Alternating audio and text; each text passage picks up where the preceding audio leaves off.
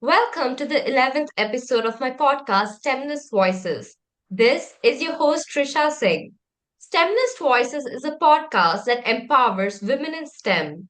Join me to celebrate and amplify the voices of brilliant women making waves in science, technology, engineering, and mathematics.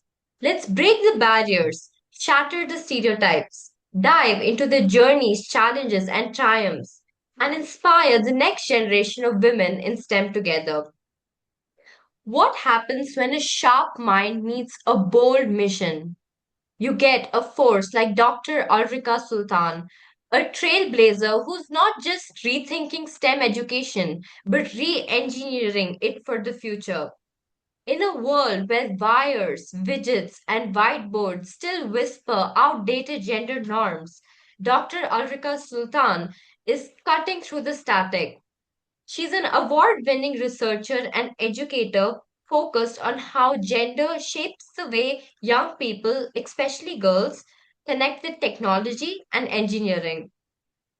With a background as a science and technology teacher and a career built on deep academic foundations, a B.Ed and M.Ed and a PhD in technology education, she combines classroom insight with research rigor. Her work isn't just academic, it's activist. She's flipping the script, redesigning the classroom so that every student can imagine themselves as an innovator, inventor, and engineer. Her mission brings to life the quote: the future is not something we enter, the future is something we create.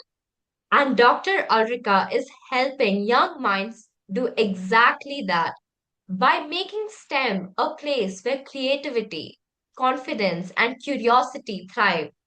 Whether she's untangling systemic bias or solving digital puzzles for fun, Dr. Ulrika brings the same energy, bold, curious, and relentlessly inclusive. Today on STEMless Voices, we dive into her research, her journey, and the powerful future she's helping shape. One student, one stereotype, and one breakthrough at a time. Let's plug in and power up. Welcome, Dr. Ulrika Sultan. Thank you so much, Trisha.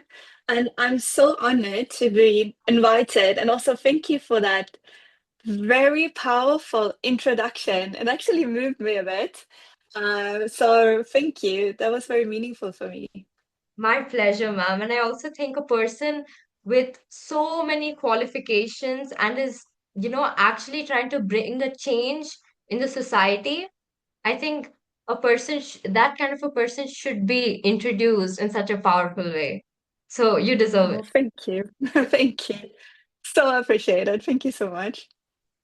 Now, so moving on to the questions. What inspired you to explore gender perspectives specifically in technology and engineering education? So, it's quite a long story because it started with me as a child. And when I was a little girl, I grew up on a farm.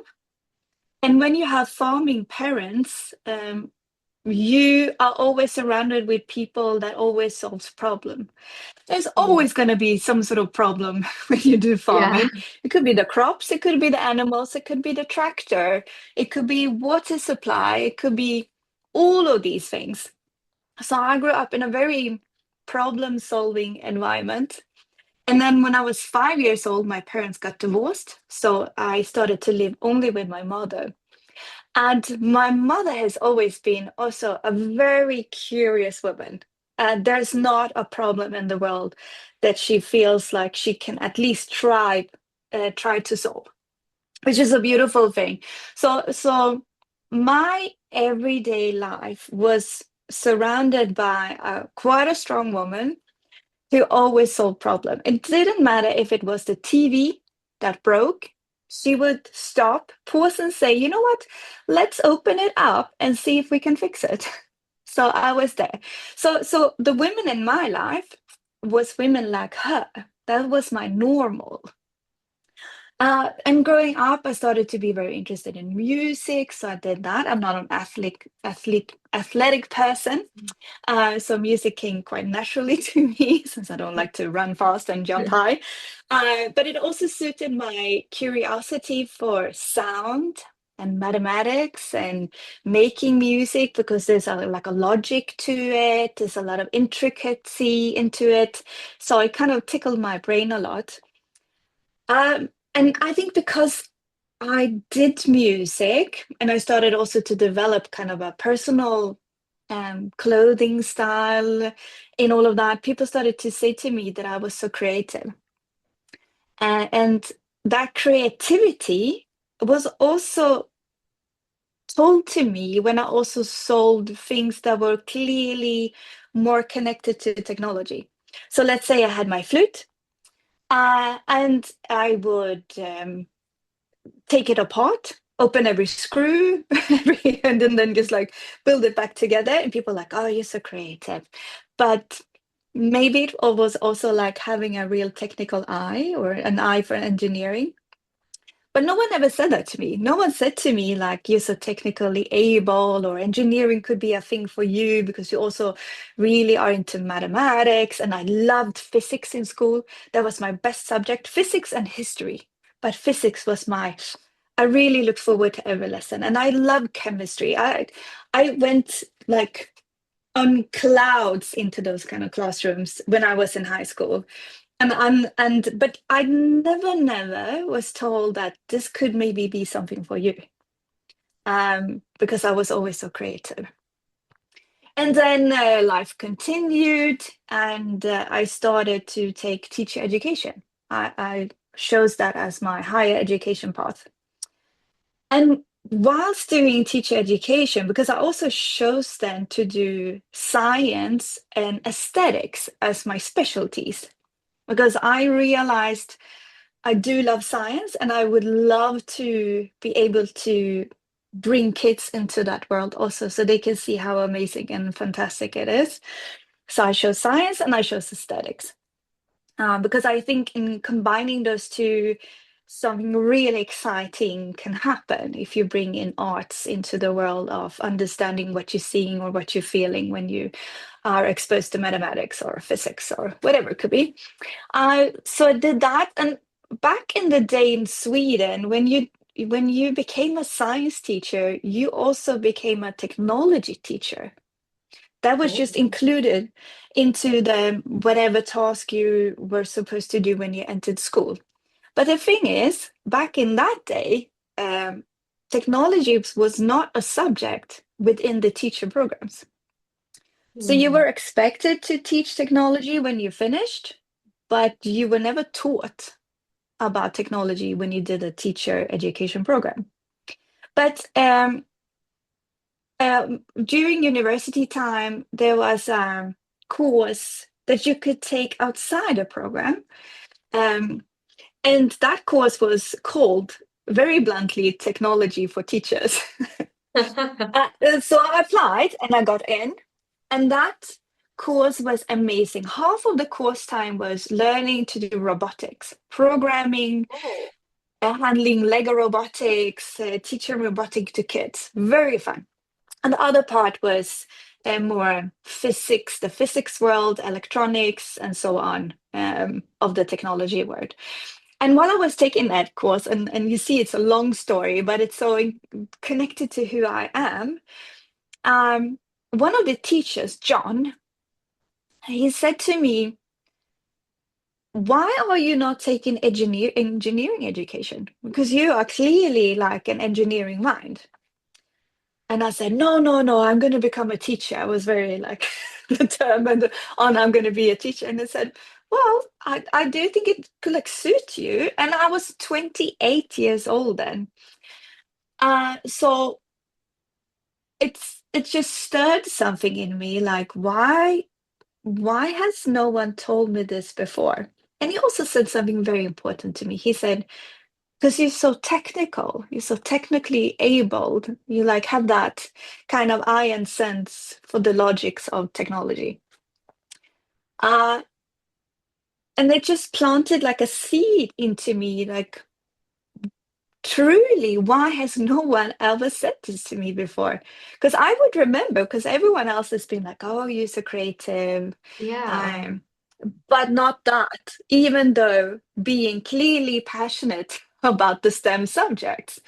So that kind of stayed with me. And then I finished and I became a teacher. And I became a teacher for kids that were 6 years old to 12 years old. And I was teaching like all of the subjects, but I was also specially teaching technology. Um, and at the same time, there was like a general conversation in Swedish society, and it's getting better, but it during that time it was very intensely talked about the lack of girls that is choosing STEM, but also that the girls kind of needed fixing. They needed to become interested in technology. No one was expecting them to be interested in technology. No one was talking about girls like, oh, there's a lot of girls that are interested but do not choose it. It was a weird conversation of just seeing girls as almost born not interested in technology or STEM. So and that was a very strange experience for me, hearing that in society, on TV, radio, like people having a conversation. Because I, as a teacher, met 100 kids. It was quite a small school, 100 kids, and I couldn't see that at all. I met girls that engineered every day in my classrooms and out playing and doing maths for fun on the playground. So I was like, what is going on? And then I started to think Yeah. about my own experiences. What are we doing? Like, why are we, is there something going on here that maybe we need to address? Are we not telling girls that they are actually interested in technology or STEM? And what happens to girls if they never ever are told that this could be something for them, or not even expected to be interested in technology or STEM? So that just, together with my experience, that just like made such a like emotional mark into me. So I started to call the kids that I met, the pupils that I met, things like the good morning engineer Carlson, good morning engineer, when I greeted them in the morning, just to see what happened. Like if I could I tweak this into something else. And then there were PhD positions posted on two different universities. So I actually sent it in as an idea, and I said, I really want to understand what is going on here from my own personal like story, but also as my experience as a teacher. Are we doing something to these girls that we shouldn't be doing? And what happens if we stop assuming that girls are not interested Yes. in Yeah. becoming engineers or mathematicians or whatever it could be? So it just started there, but it really came from a personal experience of being a girl who became a woman, and also having the experience from the other side of teaching and the frustration of being in a society that should be in the forefront of gender equality. I think Sweden Yeah. is like top five or something, but we were still talking about girls in this way. So that really started the whole, and also a lot of my passion still comes from that. Just having also the experience of being a woman that used to be a girl that met the same kind of world as girls also today meet. I think you gave me a really interesting answer. And I mean, you changed a lot of my perspectives too. So, firstly, I think one thing which is very surprising is that I think since the beginning you were, very creative, and you had a very technical problem solving mindset. And even your parents, although not from the STEM background, not directly from the STEM background, or not directly from the technical background, they were problem solvers. And like you've grown up in a problem solving environment. So it's Mhm. really surprising that nobody, like pointed out that you could take up engineering, or something like that. So that was something which really shocked me. Like, you realize that at the age of 28, much later. So that's something which surprised me. And the other thing was, when you told me about the Swedish mindset, that people are saying that, women are not women girls are born not interested in STEM, because I mean, in India, there used to be a time, like, I mean, this was like around, I think, 20 to 30 years ago. Now things have changed. Obviously, things are improving. In India, there used to be a time where, like, if a girl is born, the girl becomes a doctor. If a guy is born, the boy becomes an engineer. That was a system for some time. And there have been several movies on this. Uh, there's this movie called, I think, Three Idiots. So that movie shows how, you shouldn't like put that certain label on the child, that you have to become an engineer, you have to become a doctor just because of your gender.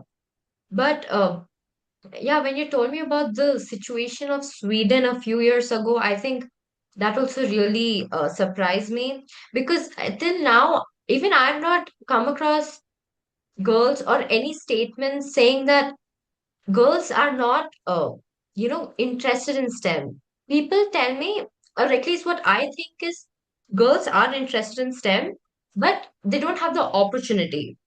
Like, there Mm, are a lot of women who, they pursue the degree, they go into the STEM field. Like, even my mother, she got the degree, but due to uh like the family situation, and because they have to look after kids and all of that, because of the patriarchal structure of the society, because of that, they have to back out or take a break. And after they take a break of several years, it becomes really difficult to get back into that field.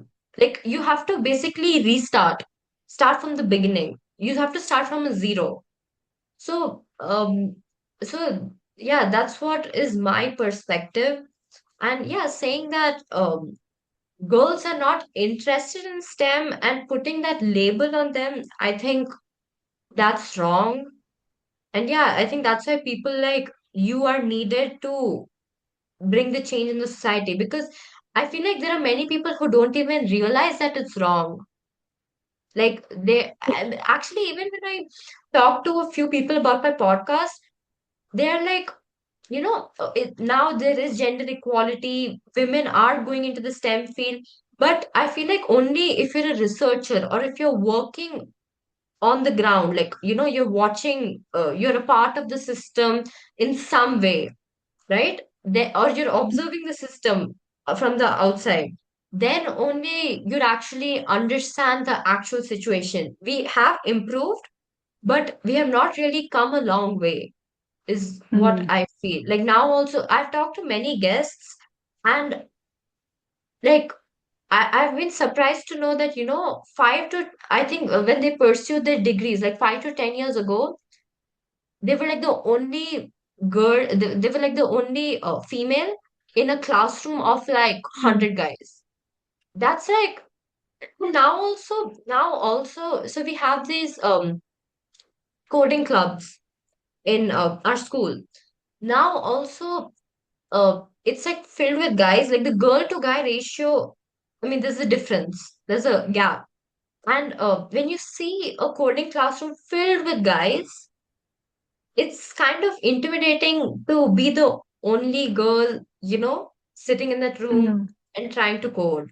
Like, I don't know, mm. it's just very intimidating. You just feel like not going. So I feel like the problem still exists, or people don't see it. I mean, people don't see it because maybe they are a part of a privileged environment where women are, given that opportunity, but Mm. there are females who are still struggling. So yes, that's my perspective. That's yeah, but that's a super important insight also, because I think if you compare with Sweden, because we have all the opportunities, we have childcare that is very cheap that you can have. So a woman can go back to work after having a child. But we also have divided parental leave. So the men and the women share. You have almost like a year of parental leave paid Oh, that you can share, the woman and the man. So you see a lot of fathers out walking with prams and taking care of their babies, and so we had all of these things, and but we still are not choosing to do STEM. And I once met an Iranian woman who said like in Iran, you can't, as a woman, choose what you want to become. If you want to become someone that can leave the country, you're going to be a woman that goes into engineering. Because then you're also allowed to travel, and English is going to be your language, but you can't be whatever you want to under the regime. That is what she told me. And she said, I'm so fascinated with Sweden because she said, here you can become whatever you want to. So why don't you? So she yeah. was fascinated with the whole why then with all the like you have parental leave Yeah. paid for a long time. Education is free. Even university is free in Sweden. Oh, So wow. there's like no yeah. So there's no systematic hinders for a Right. woman to go into, but there are society, there are traditions, and I also think like in a society where you actually can become whatever you want to, you're going to choose something that you're familiar with more than anything else. So let's say you have like in Sweden, let's say we have 30% of women that are engineers or taking engineering as like as a span. Um, that also means that 70% of the women are not taking engineering. Uh, and you never see also a profession, you never see an engineer out in the wild or whatever to call it, but you will meet a hairdresser, you will meet a chef, you will meet a teacher, and those things are so available to you, and you recognize it. And maybe your mom is a hairdresser, maybe your mom is a nurse or a doctor. There's more female doctors now in Sweden than there are males, for example. More than half of the students that are taking university level higher education are women. That's been the case in 1977. Women surpassed boys or men to take university level education. So we have all of that. We are highly educated. We have all of the possibilities to become whatever we want to become women and stuff. Girls in high school leave high school with higher grades in maths and technology and physics and biology, all of these subjects, but still are not choosing to do Yeah. engineering. Then where is the So we gap have coming? Yeah. so it's super fascinating to hear your experiences, the hinders that are so clearly there for you. And at the same time, we don't have it, but we have created hinders um, that that we have this conversation about girls as not being interested, instead of thinking about how can we change the conversation so they will know that they are Right. interested, or that it's possible for you to become an Yeah. engineer. Right. Right. Um, because we also buy terrible toys for our kids, Oh my God. like for Yeah. Dolls for Christmas, and girls. so so we really are steering girls into a one like you caring, be pretty. Um, it's okay not to be smart as long as you're cute. Like it's Yeah. weird, weird, Oh weird God. conversation that do not help girls to become engineers. And then it's gonna be intimidating to step into a classroom with only boys. Because you've been told your whole life that you don't fit in. You've been told your whole Yeah. life that you should be interested in something else. And when you stand there and you're going to take your first linear algebra, whatever it could be, and there's only boys there, you're gonna feel very much like you are the odd one, which you Yeah. shouldn't have to like feel. Ma'am, I feel like so right now in India also the situation has improved. Like there are offices which give specific facilities, and there are there are facilities for women to encourage more women into STEM. And now even in, I think, universities, they are encouraging more women to come into STEM. And even in Indian universities, we have this, I think it's called a quote, reservation system, where, a Mm, few seats are reserved for girl students. So all of those facilities are there. Obviously, it's less than Sweden, but again, there is some improvement. But I feel like in both Sweden and India, the problem is the society.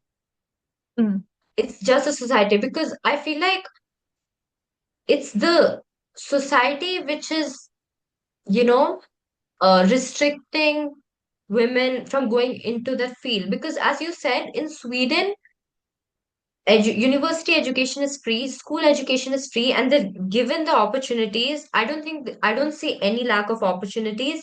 And even I think even the the family life and all of that is pretty much balanced out in most cases. But I mean, the question is, why are girls still not going into STEM despite having higher marks in those technical subjects? So I think that's very surprising.